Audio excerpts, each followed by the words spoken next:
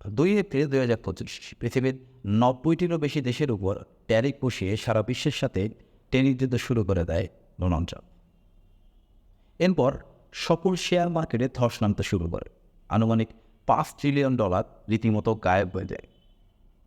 এরপর 9 এপ্রিল চীন বাদে অন্যান্য সকল দেশের উপর থেকে শুল্ক 90 দিনের জন্য স্থগিত করা হয়।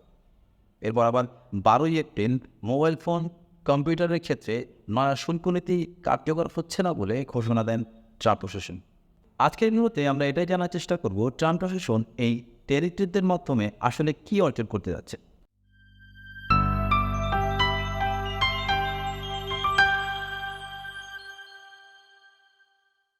এই ট্যারিফ জিনিসটা আসলে কি? আপনি যদি অন্য দেশ থেকে পণ্য আমদানি করেন তাহলে সরকার সেই আমদানিকৃত পণ্যের উপর যে 15 বা 20% শুল্ক বা কর আরোপ করে সেটাই হচ্ছে ট্যারিফ। যেমন ধরেন বাংলাদেশে গাড়ি আমদানির ক্ষেত্রে, বিশেষ করে বিলাসবহুল গাড়ির ক্ষেত্রে সর্বোচ্চ 250% পর্যন্ত ট্যারিফ নির্ধারণ করা হয়। মানে কোনো গাড়ির মূল্য যদি $100 হয় তাহলে ট্যারিফ বা শুল্ক দিতে হবে $250। তাহলে আমদানিকৃত গাড়ির মূল্য দাঁড়াবে $350। चीटिंग चीटिंग चीटिंग करता है तू। কোনো দেশের সরকার মূলত দুটি কারণে ট্যারিফ বসিয়ে থাকে, যার মধ্যে প্রথম কারণ হচ্ছে এই ট্যারিফের মাধ্যমে একটি সরকারের কিছু এক্সট্রা ইনকাম হয় বা রাজস্বে কিছু অর্থ যোগ হয়। আর দ্বিতীয় কারণ হচ্ছে তার দেশের শিল্পকে রক্ষা করার জন্য।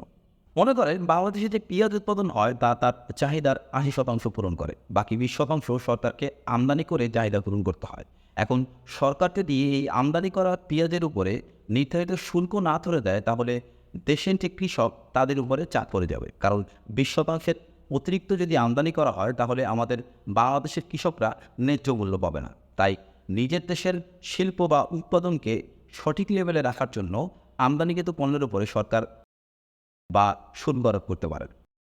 তাহলে এখান থেকে একটা জিনিস স্পষ্টভাবে বোঝা যায় যে আমদানিকৃত পণ্যের উপরে যদি শুল্ক বেশি ধরা হয় তাহলে আমদানিকৃত পণ্যের মূল্য বৃদ্ধি পাবে। তাহলে ট্রাম্প প্রশাসন যে শুল্ক বা ট্যারিফ বৃদ্ধি করে দিয়েছে, এর ফলে আমেরিকার যে পণ্য আমদানি করা হবে তার মূল্য বৃদ্ধি পাবে। এতে আমেরিকার ইকোনমিতে অনেক বড় একটা ধাক্কা পড়বে এবং সেটাই শেয়ার বাজারে হয়েছে। তাহলে ডোনাল্ড ট্রাম্প যে শুল্ক বৃদ্ধি করেছিল এতে তাদের লাভটা কি বা এতে তাদের ফয়দা কী হবে? আমেরিকা 2023 সালে $3.5 ট্রিলিয়ন পণ্য আমদানি করেছে, যার বিপরীতে তাদের রপ্তানির পরিমাণ ছিল $2.1 ট্রিলিয়ন।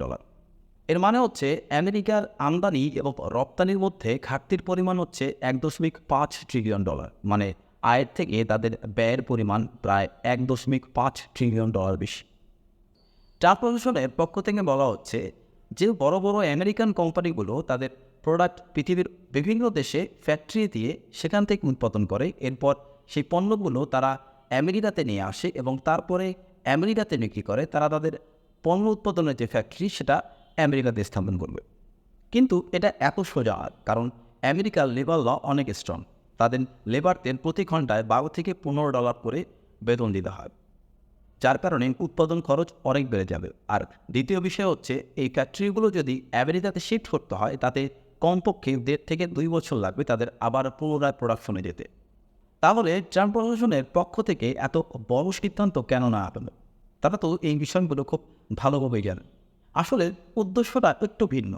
আমেরিকার প্রশাসনের পক্ষ থেকে যে ট্যারিফ বাড়িয়ে দেওয়া হয়েছে এবং এর ফলে যে শেয়ার বাজারে ধস নেমেছে, এতে একটা স্টেটমেন্ট তিনি ক্লিয়ারভাবে সবার কাছে পৌঁছে দিয়েছেন যে আমেরিকার হাতে প্রত্যেকটা দেশের ইকোনমি কন্ট্রোলের ক্ষমতা রয়েছে।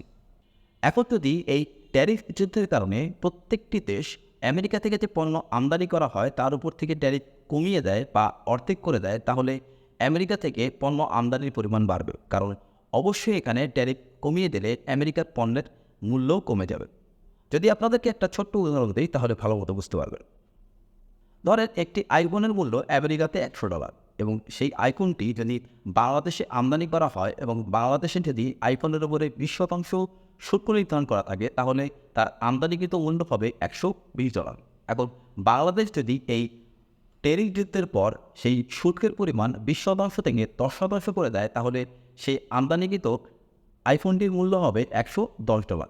তার মানে জিনিসপত্রের দাম আমেরিকা থেকে আমদানি করলে অবশ্যই কমে যাবে এবং যার কারণে আমেরিকা থেকে আমদানি করা পণ্যের পরিমাণ বৃদ্ধি পাবে এবং যার ফলে যে $1.5 ট্রিলিয়ন একটি গ্যাপ তৈরি হয়েছে আমেরিকার আমদানি এবং রপ্তানির ক্ষেত্রে সেটা কমে যাবে।